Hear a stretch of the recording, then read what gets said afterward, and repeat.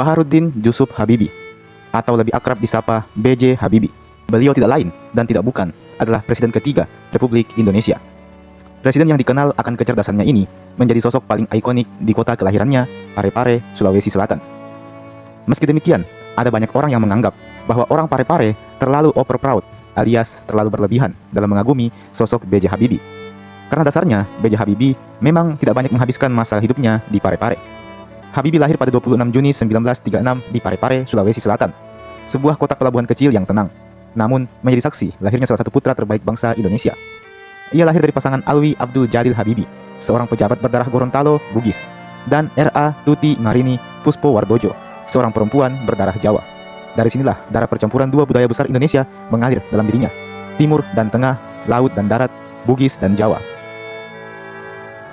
Meski lahir di Sulawesi, masa kecil Habibie tak banyak dihabiskan di tanah kelahirannya.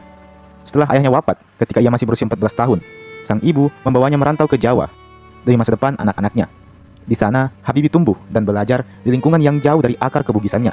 Tapi meski begitu, ia tak pernah benar-benar melepaskan ikatan batin dengan tanah Bugis. Ketika ia menempuh pendidikan tinggi di Jerman, jauh dari Indonesia, nilai-nilai itulah yang menemaninya. Ia bukan hanya berjuang demi diri sendiri, tapi juga demi bangsa yang dicintainya. Ia sering berkata bahwa kerja kerasnya adalah bentuk tanggung jawab terhadap darah Bugis yang mengalir dalam dirinya. Darah yang pantang menyerah dan tak mengenal kata mundur.